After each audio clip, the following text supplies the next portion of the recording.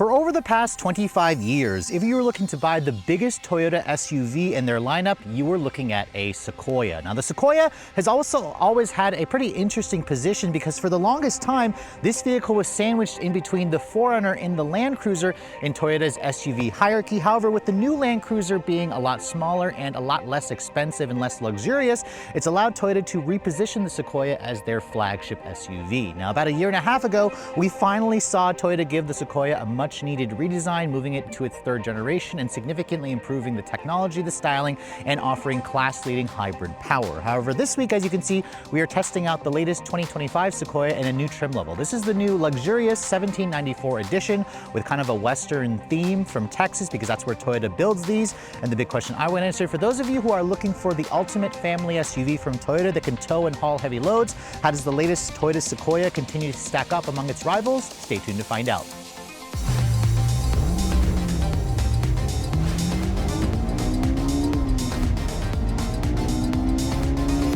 Now, one of the unique elements about the all-new third-generation Sequoia is the fact that Toyota only offers this vehicle with one powertrain. It's also the only hybrid vehicle in the segment. If we lift up the hood here, let's go ahead and talk about this powertrain because it does offer near class-leading power and near class-leading fuel efficiency. Now, if you guys are familiar with the powertrain that you also find underneath the hood of the Toyota Tundra, this engine should be pretty familiar because the Sequoia has always been essentially an SUV version of the Tundra. However, unlike the Tundra, the non-hybrid variant of this powertrain is not available. So all Sequoias will ship with the company's new iForce Max powertrain. It's a 3.4-liter twin turbocharged gasoline direct injection V6 engine with 2 turbos.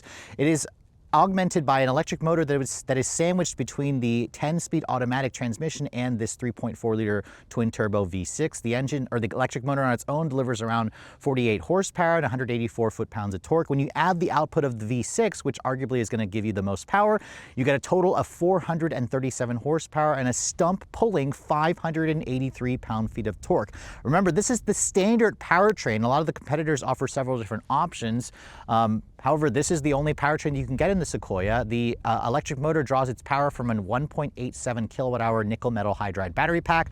So this engine, or this powertrain, it's a full hybrid, but it's not a plug-in hybrid. That's where I think Toyota could expand the appeal of the Sequoia by making the battery pack larger and making it a plug-in hybrid. Like I mentioned earlier, it all goes out through a 10-speed automatic, and Toyota's part-time 4-wheel drive system is also included on this trim. It is a part-time system, which means you either have rear-wheel drive, which is 2-wheel drive, 4-high or 4-low. The TRD off-road package that my test car has includes a locking rear differential. Now, fuel economy is rated at 19 in the city and 22 on the highway, about 20 combined. If you guys go for a rear-wheel drive model, you'll actually improve that to 22 combined. This vehicle has a 22.5-gallon fuel tank. You're looking at just over 400 to 450 miles of range on a full tank. Now, the company doesn't quote a 0 to 60 time. We got 5.7 seconds in one that we tested about a year and a half ago. Top speed for this vehicle is around 107 miles an hour, while the towing capacity for this particular trim tops out at just over 9,000 pounds. Payload capacity is around 1,400 pounds, and as this truck sits, it weighs in at just over 6,100 pounds. So definitely a heavy beast, but also not the heaviest vehicles that you're going to find in the segment. But let's go ahead and close up the hood here and talk about the exterior styling. Now, my particular test car is painted in Lunar Rock Metallic. It's a beautiful kind of greenish gray exterior color that I think looks really good on any Toyota product that the company decides to paint this color on. This particular trim that I'm showing you is the new 1794 edition, so it does have some unique styling elements, but you can see here, this trim comes with the premium full LED headlights, which have a sequential LED turn signal. You can see there are LED low and high beams with 4 individual LEDs. Down here at the lower face, you can see it also includes these LED fog lights. The 1794 edition includes kind of like a metallic chrome accent to the grille. The Sequoia gets its own unique front fascia compared to the Tundra, which I actually think looks better versus the front end on the Tundra. I wouldn't be surprised to see some Tundra owners replace the front end with the Sequoia's front end. You can see there are some functional openings with some active grille shutters. There's a front camera system along with the radar for the Toyota Safety Sense 2.5. There's also some functional vents there. Some non-functional ones there. The lower fascia, you can see, houses the radar sensors for the parking, or the radar for the parking, along with the fog lights, like I said, this kind of glossy black front splitter. And then down here, you can see that's an aerodynamic front air dam, all for fuel efficiency. I would personally pull that off because for a model that has the TRD off-road package, that's going to get in the way constantly when you're off-roading. This model also includes skid plates underneath, which you can sort of see it underneath there, but I am genuinely surprised that Toyota didn't remove that stupid front air dam for a model that has the TRD off-road package. Now moving around the side profile, this is built on Toyota's new TNGA-F body-on-frame architecture that was first introduced on the Tundra. The new 4Runner uses this, the new Land Cruiser uses this. Of course, this is just supersized with a 122-inch long wheelbase with a 208-inch overall length. So this vehicle is big. It's the biggest SUV in Toyota's lineup, but it's also not quite as large as like a Chevrolet Tahoe or a GMC Yukon or a Ford's Expedition or a Jeep Wagoneer, so kind of keep that in mind. This 1794 edition, you can see, has the gloss black painted over fenders, which you can get that color matched on the capstone. You can see there's an iForce Max badge there to let you know this is the hybrid powertrain. The wheels, when you guys go for the TRD off-road package, are a 20-inch kind of matte black style wheel with a multiple spoke design. You have a 14-inch rotor behind it with a 2-piston caliper. The tires are Falcon Wild Peak all-terrain, riding on a 265 by 50 R20-inch tire. Keep in mind, if you guys want a bigger wheel, the capstone is the only trim that gives you a 22. You also get an independent front suspension with adjustable Bilstein dampers. The rear is a load leveling air suspension, which allows you to kind of, I guess, adjust the air, or it'll do it automatically when you have a load at the back. But this vehicle also has a live axle at the back, which is kind of a downgrade compared to the previous generation, which had an independent rear. So you can see on the side, there's some chrome here along with the 1794 edition badging. This trim also includes chrome around the door mirrors.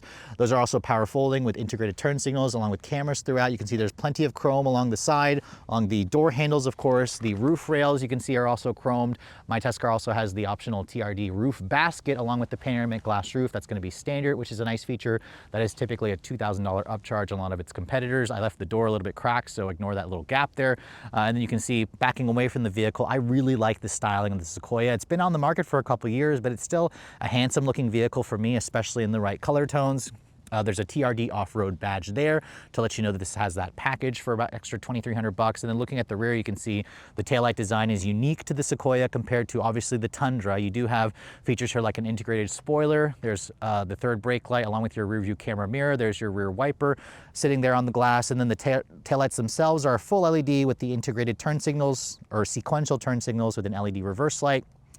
Here at the lower part, it spells out Sequoia boldly down there in chrome, and then there's an iForce Max badge there to let you know you have the hybrid powertrain. Your exhaust system is kind of tucked away underneath the rear bumper.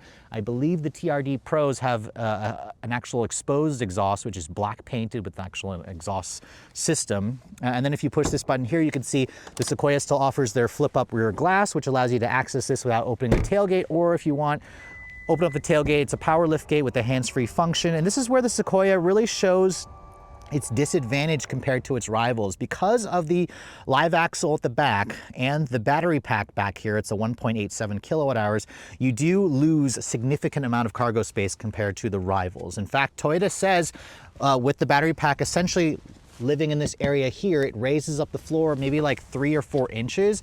And Toyota says the rear cargo space behind the third row can vary between 11.3 to 22 cubic feet of total storage space. That is a paltry amount compared to like the 25 you're going to find from like a Chevrolet Tahoe or a GMC Yukon. Now obviously Toyota gives you this kind of little floor that you can adjust here, where you can essentially put it on these 3 different levels to kind of get past the fact that this has like a little slope. And Toyota also gives you the option here to slide the third row seat forward if you need more cargo space, which as you can see, when you push it forward like that, that's where it can give you around 22.3 cubic feet of space, but then it significantly reduces the cargo space in the actual, or the legroom space in the actual third row. If you push those 2 buttons right there, you can see the third row does fold flat, although it's technically not completely flat. In fact, if you guys want it to be a flat load floor, you can't really do that because these seats don't come out. You can slide it back here, and then Toyota's solution is this little shelf, which as you can see sits right here, and you can kind of flip this out, and that's supposed to be their solution to give you a flat floor, which again, you get a little bit of storage underneath here, but then it significantly raises the load height there. So that's not a really great option.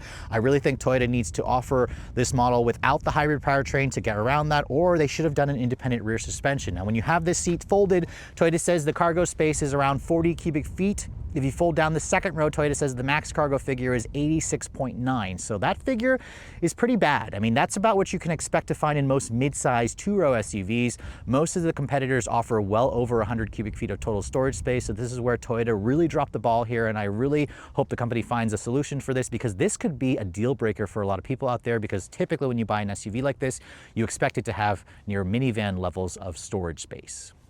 So on the outside, Toyota kept the changes to the 1794 trim level at a minimum, but what about the interior? This is where the Sequoia can now essentially be the luxurious model that Toyota's always wanted to be, because this is now the company's flagship SUV.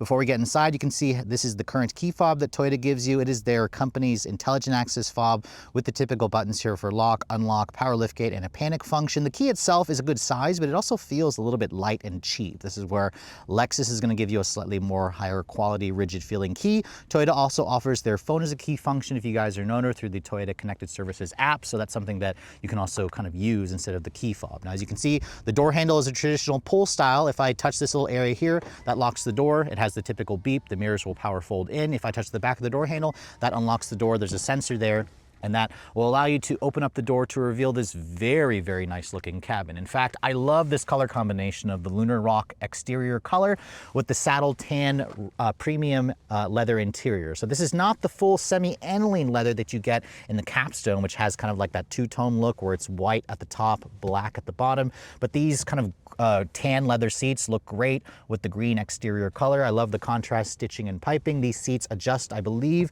in 14 different ways. Or I'm sorry, 10 different ways with a four-way memory or four-way lumbar support. It's the same way on the driver and on the passenger seat. You also get two-person memory on the driver, although there is no memory function on the passenger seat. These seats are also newly available with the massage feature. There's several different ways of massage. That's a new option this year for 2025 that you can get on the Platinum, the 1794, and the Capstone trim.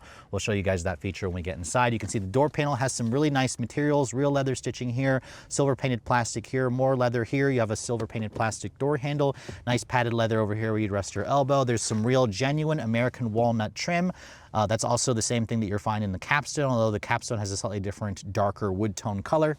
Down here it is a hard touch plastic, but there's plenty of additional storage. And my test car also has the included 14 speaker JBL sound, which sounds pretty decent, but I've tested some competitors which have a much more boomier audio system. So keep that in mind if you're an audiophile. The window controls are illuminated. They are one touch, all four for every window, which is a nice touch. They feel pretty high quality. They just don't look all that special. This is where, again, you're going to want to consider a Lexus for even more of a luxury feel. Now, getting inside, you can see the TRD off-road includes these little step rails. There's a grab handle here to help short people like myself hop into the cabin. And once I've hoisted myself in, this vehicle has 8.6 inches of ground clearance, so it's a relatively high step in, although the ground clearance, I think, is actually kind of low, considering this says TRD off-road. As I shut the door has a pretty solid sounding thunk. Remember, this is built on a new TNGA-F body-on-frame architecture. Now, starting the vehicle up, you can see the TRD model includes the red TRD start-stop button. Push that, you can see the vehicle will whir to life because it's a full hybrid. The engine, again, once it does start, has a pretty meaty V8-like guttural sound to it.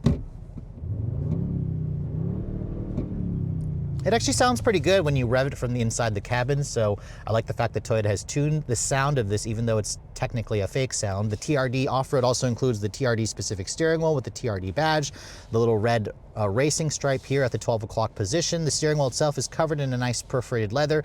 It is a heated steering wheel. The seats are heated and ventilated and massaging, like I said. The steering wheel also includes a power tilt telescoping function, no paddles behind the wheel, but you do have plenty of buttons here to control your fully digital 12.3-inch cluster, and then all Sequoia trims, except for the SR5, comes with the big 14-inch touchscreen with the Toyota Connected Services system. This also includes wireless Apple CarPlay and Android Auto. I've shown you guys this system before. My phone is not connected right now because I'm using it to film, but the screen itself is large and charged. It is, it fits nicely into the dash. It's within easy reach.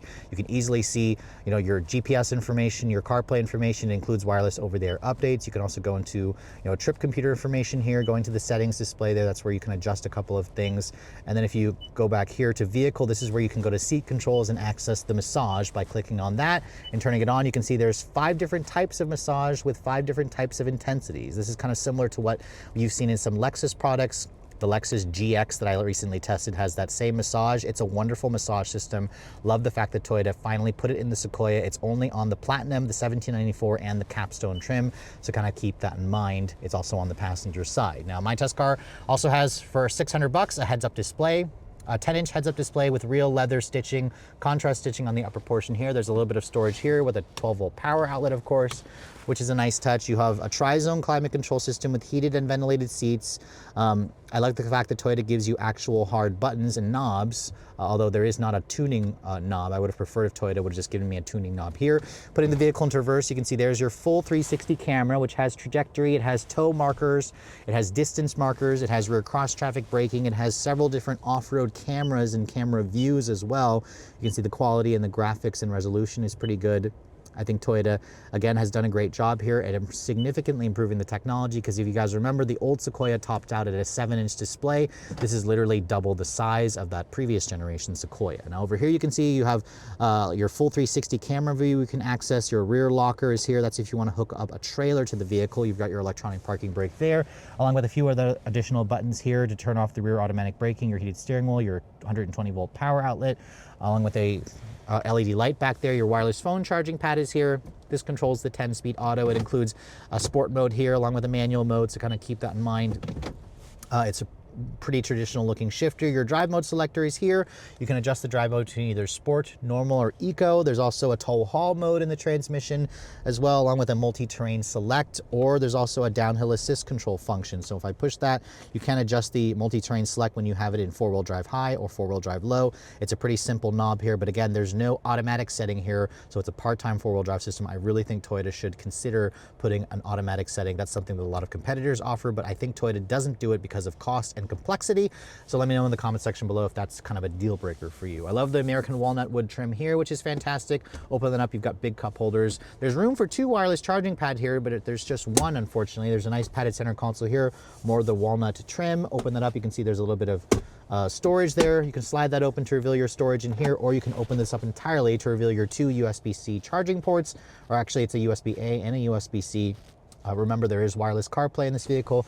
The one that you can connect to actually connect via wired CarPlay is over here. That's a pretty big size. This is also nice and padded. The seats are also covered in this really soft leather. The semi-aniline leather in the Capstone's even softer than this, but this is still a really nice seat. I drove in this car for an hour and it was really, really comfortable. So I love these seats. I love the massage function. The heat and cooled function also works really well. The glove box, as you can see, goes into the dash. The door itself is damped but not lined with felt. It offers a pretty good amount of storage. I love the leather here with the 2-tone leather, the 1794 edition stamped into the actual wood trim, which is fantastic. You have a digital camera rearview mirror on this trim included as part of an option package. It really significantly improves the rear visibility. If you have like stuff back there, you can see the headliner is a woven material, big panoramic glass roof that lets in a lot of light, and you can also open it up and tilt it to vent air, which is a nice touch. There's also a built-in sunshade or windscreen right there, along with the power retractable sunshade. This is actually standard equipment on this trim, which is typically an upcharge on a lot of competitors. So overall, as you can see, the interior of the Sequoia hasn't really changed at all, but it's still a really nice place to spend time. It's still filled with really nice materials. Love the technology, love the massaging seats, which are new this year. And overall, I think Toyota's done a good job of keeping this interior still among the best in the class. Just keep in mind that some competitors do offer even better technology and a little bit more space, especially when we hop into the backseat area. Now moving into the second and the third row of the new Sequoia, you can see this particular trim comes standard with the company's second row captain's chairs. That does reduce the seating capacity from 8 to 7, which is still a pretty good amount. These seats essentially are almost as comfortable as the 2 front seats. You can see they're covered in the same beautiful saddle tan leather. These seats also will recline and they'll adjust forward and back, I believe. You can also fold them down to get into the third row. The door panel materials you can see are the same leather with the actual aluminum look plastic trim. More leather over here, silver painted plastic door handle, padded armrests here, more of that American walnut, and you can see the window controls here are one touch again, and they're illuminated. You also get these retractable sunshades, which is a feature that a lot of parents really love when they have sleeping children back here. Lots of storage right here, but it is hard touch plastic. The rear leg room, as you can see, is pretty good. Once I get back here, climb inside and shut the door, Toyota says there's around 39.2 inches of legroom back here. 39.2 is a pretty generous amount, but just know that some competitors offer over 40 inches of legroom in the second row, so kind of keep that in mind. There's still leather covering this area of the cup holder. You can see tri-zone climate control system. You also have heated and ventilated second row seats, which is a nice touch. That's included on the Platinum trims and up. You have rear seat air vents here. You have 2 more USB charging ports, an A and a C, and an actual 120 volt household power outlet. You have storage cubbies in each of the front door pockets. You have more rear seat vents on the ceiling along with LED map lighting throughout the cabin. There's also a grab handle here. The sunroof does take up your headroom space. There's like a carve out here, but this is kind of where your head is going to rest for the second row passenger. If I want, I can also, I believe, actually no, I lied. Earlier I said these seats can slide forward and back. They cannot. You can, however, recline the seat if you guys would like, and this is essentially like what it lets you recline it to in comparison to being in the upright position. These second row seats are kind of fixed, and that's because the third row seats allow you to slide forward and back. So I'll show you guys that in a moment. The headroom space, as you can see, as I sit back here, there's probably a good inch, half an inch of additional headroom space. So the sunroof does take up some of your headroom clearance, but overall the second row is definitely still going to be comfortable for, you know, taller adults, full-size adults. But let's go ahead and hop into the third row, because that's where the new Sequoia is not bad, but it's also not as competitive as some rivals. Now to get back here, you have to pull on this little lever, as you can see, that will basically fold the seat down and catapult it forward. Unfortunately, if you have a child seat anchored here, you're gonna have to remove that child seat. So kind of keep that in mind. Some competitors have a much better solution to this. Now getting back into the third row, as you can see, the third row can sit 3 people across. However, because of the body on frame and the live axle at the back, this floor is now raised up. Now it's not raised as high up as I expected it to be. At 5'7", I can sit back here, and this is essentially with my legroom space with this seat in its fixed position with this third row all the way back. I actually can sit back here. It's relatively comfortable. The floor is higher, so my knees are up, but again, I'm only 5'7", so it's not, I don't have the longest legs, obviously. Because this third row has a power feature, you can power recline the third row here, which is also a pretty decent amount. You can actually recline it. There are features here like rear seat, third row air vents, LED map lighting. There's a slightly padded area over here along with a USB charger over here, 2 cup holders over here. It's kind of carried over on this side, although there is no USB charger on the driver's side. Actually, I lied, it's over here. They've hidden it down underneath here, whereas on that side, there's no little storage cubby there. If you want, you can again slide this seat forward. Now, if I slide this forward into the position where it gives you more cargo space, you can see my knees are now jammed up against that. So there's a pretty big significant difference in the actual space when you slide this forward and back. Now that's with it all the way back. It's very usable for actual adults, but again, Toyota forces you to make the choice here to have the cargo space, which as you can see is pathetic back there when this is slid all the way back, or having the people space. So a lot of competitors don't force you to choose. So that's something that again, Toyota needs to address, because the floor here is raised up from the live axle and from that hybrid battery pack that does eat into the third row space, or mostly the cargo capacity.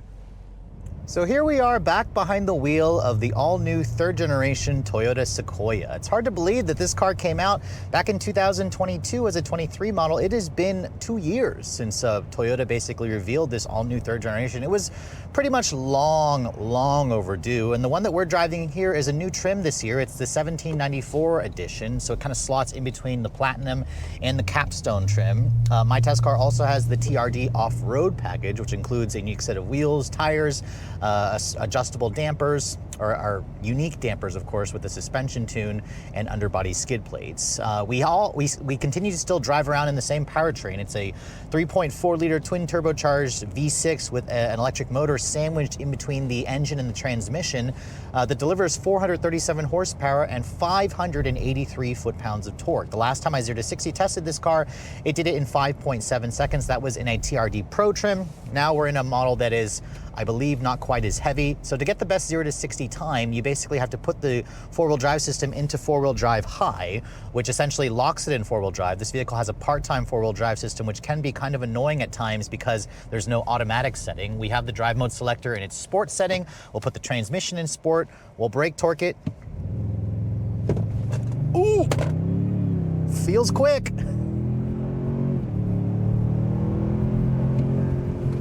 0 to 60 happened in 5.87 seconds. 5.87 is certainly pretty quick.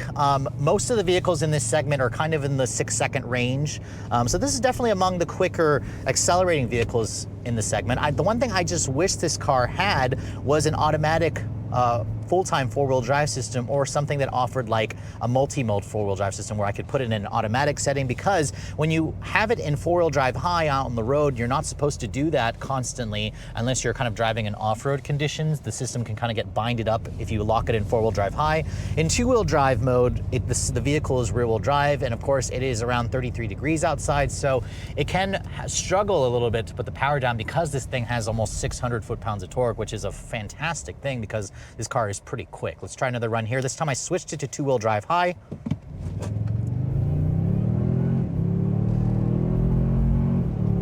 The 10 speed is also really smooth, 6.03 seconds there. So that's with it more going slightly uphill.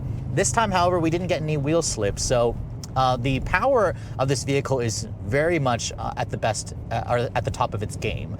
If you're looking in this particular segment of vehicle, the Sequoia is basically the only one that is a hybrid. And again, Toyota does hybrid for this vehicle, iForce Max, for power, not necessarily for efficiency.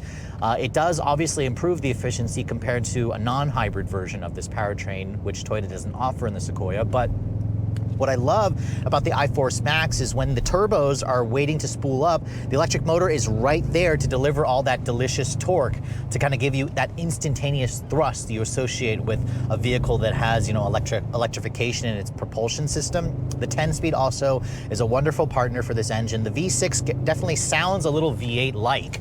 Toyota is definitely tuning the engine by pumping in some artificial sound through the speakers to kind of create that deep toned guttural noise that I personally really like.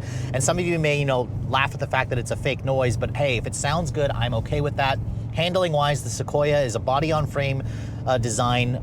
It's built on their TNGA-F architecture that also underpins the Tundra. This model, of course, with the 20-inch wheels with the all-terrain tires, actually has a pretty good ride quality. I mean, that was the one thing that Toyota, I wish they hadn't done. I wish they hadn't given this thing a live axle in the back. They would have significantly improved the ride quality and improved the packaging in the interior space for cargo. But at least the ride quality with these 20-inch wheels is pretty good. Now, granted, I've tested a Tundra Capstone with the 22s, and that vehicle definitely rides harsh. This, however, is pretty good. So if you're planning to go on those longer drives, you're gonna really appreciate how Toyota's tuned the ride. The rear suspension is an adjustable air suspension. It's mostly adjustable in the sense that it's a load leveling type rear air suspension. Toyota doesn't offer a four-corner air suspension on this vehicle like you might find in like an Expedition or one of the GMC or Chevy twins. But overall, I think the refinement of this vehicle is definitely something that you'll be quite surprised. It has a really good ride quality. We'll try another run here, this time in two-wheel drive still, in sport mode still. Oof. It really does short shift early. All right, 5.66 seconds there. So brake torquing it actually made it slower. Putting it in four-wheel drive actually got me a slower time in my first run. So 5.66 is pretty darn respectable. So Toyota should be very proud. This powertrain, I have very little complaints in terms of its performance, in terms of its refinement. Toyota is the leader in terms of electrification and hybrid technology. So it's no surprise to me that this vehicle does extremely well. Now, for a vehicle as large as the Sequoia, this car actually is not hard to drive at all, at least for me. You can see out of the vehicle really well, out of the front, the side. The rear has that digital camera rearview mirror, obviously, but if you don't want to use that, you can go back to a standard rearview mirror. My test car also has the optional heads-up display. This car also comes with Toyota's Safety Sense 2.5, so it has lane keep assist, adaptive cruise control with the traffic jam assist. It has your forward collision warning and automatic braking, all that stuff that you expect. Although again, Toyota has a newer system, their Toyota Safety Sense 3.0, but the Sequoia uses the older 2.5 system, which is still pretty darn good. The steering in this vehicle is very light, very numb and devoid of feel. It reminds you that you're driving a truck. It is a rack and pinion style steering, so it is precise and it does change directions pretty quickly. We'll actually take the vehicle out of its sport mode for the transmission. I'll just go into the eco mode or the normal mode here. This is how you're gonna primarily drive the Sequoia, and this is where the vehicle is really nice. I mean, this 1794 edition makes you wonder, do you really need to spend the money for the capstone trim? It really gives you all the goods that you want. I'm sitting here getting a massage in the driver's seat, which is a new feature this year. It's basically the same massage function you're gonna find in some Lexus models. I love the fact that Toyota added that. It was a criticism that I had when the Sequoia first came out, so it's nice that they've addressed that. In terms of quietness, there is a good amount of wind noise coming into the cabin, and that's because of the roof rack that my Tuscar has. That's the optional TRD roof rack. I would skip that entirely. The roof basket essentially does create a ton of drag, and that's going to lower your fuel efficiency and create more noise within the cabin, but there was not a single squeak and rattle in this cabin. The car feels very tightly built. It feels like it's a tank. It feels like it's going to last a really long time, and that's one of the reasons why you buy a Sequoia. I mean, sales of this vehicle have been up ever since it first came out.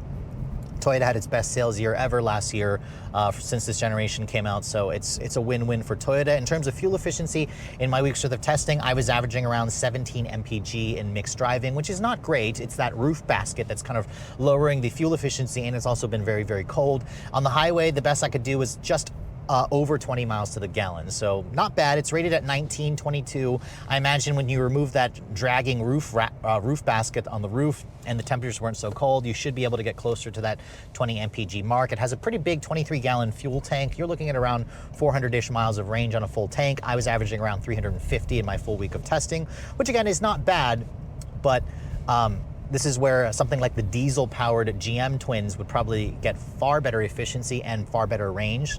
But again, if you guys want to drive something that's gas-powered, that is a hybrid, this is going to get better gas mileage than, of course, any of the V8 gas offerings from GM. The Sequoia does do fairly well in that regard. But just keep in mind, remember, for how big this car is, Toyota didn't do a great job with the packaging. The third row is on the smaller side. The cargo area is really atrocious considering how big this car is. So I still think that Toyota should consider offering a non-hybrid variant of the Sequoia that could also bring the price down, or they need to go back to the drawing board and put in an independent rear suspension. It was kind of a backpedaling move for them to not do an independent rear suspension, but overall, if you can get past that, the Sequoia still can tow heavy loads. It still feels like a tank. It gets decent fuel efficiency for how big it is, and it is a very luxurious machine with plenty of power, plenty of refinement, and it feels like you're driving around in a vehicle that's going to last for a really long time. Now, with just over 26,000 units sold in America in 2024, it was actually the best sales year ever for the Sequoia since 2008. Toyota managed to sell a little over 6,000 additional units of this vehicle compared to 2023, which doesn't surprise me. This vehicle is still a lot better versus the previous generation. The old second generation, as you guys know, went from 2008 all the way up to 2022. That vehicle was certainly better in terms of packaging for cargo space and the third row because of the independent rear suspension, but this model simply blows that Sequoia out of the water in terms of technology, in terms of power, in terms of efficiency, and in terms of the design, although looks are always a subjective thing. Now, after spending a full week with the 1794 edition, I actually find this model to be quite appealing. First of all, I really love all the luxury touches that you get. I love the fact that Toyota added the massaging seats. I love the saddle brown leather interior with the real American walnut trim. I also love this exterior color combination with the TRD off-road package, which is technically new that they offered last year on the Platinum trim as well, but the 1794 is also new this year. It makes me question whether you need to actually spend the additional money to go to the capstone. The capstone is going to be the most expensive variant. The power of this engine is still fantastic. 0 to 60 happens in the mid 5-second range, as you guys saw. It has effortless power because of the electric motor. It's also one of the smoothest powertrains that you're going to find, with a nice burly V8 exhaust noise from the inside that is simulated, but again, it sounds really good. It feels really effortless, and it feels like a tank. So that's all qualities that people are going to love about the new Sequoia. Again, if you guys are a family person and you actually need to put full-size adults and people's stuff back there, you're obviously going to want to check out the competition, because Toyota is still dropping the ball in terms of efficiency of the packaging, with the battery pack taking up the space in there. Towing capacity is still going to be among the best in the segment. And again, keep in mind, a lot of the competitors do offer different sizes. They offer different powertrain options, so that's something that does limit the Sequoia's sales, but it's still, again, a really nice vehicle. Now, if you guys are looking to put this vehicle in your driveway, it's going to cost you about $62,000 for the base SR5 with two-wheel drive. It's going to cost you around $3,000 grand more if you guys want four-wheel drive. Most Sequoias are going to be around the $70,000 range because you're probably going to go for at least a limited trim level. The 1794 that I'm showing you here, again, slots between the Platinum and the TRD Pro and the Capstone model. With an as-tested price, my test car here comes to around $85,000, which again is pretty darn expensive, but there are a couple of luxury touches here that do warrant that price tag. But also keep in mind, a lot of its competitors are going to be well over the 90,000 to even 100 grand mark for some of their fully loaded models. So there is still a little bit of value to be had with Toyota Sequoia. Just be sure you don't need maximum amounts of cargo and people hauling abilities like some of its rivals. Well, all that said, hope you guys have enjoyed my full overview on the brand new 2025 Toyota Sequoia and the 1794 trim. If you're also looking to see the latest cars I'm testing, be sure to follow me on Instagram at redline_reviews. Like us on Facebook, and as always, guys, please keep subscribing to the Redline Reviews YouTube channel for all the latest reviews. Thank you so much for watching. I'll catch you all in the next video.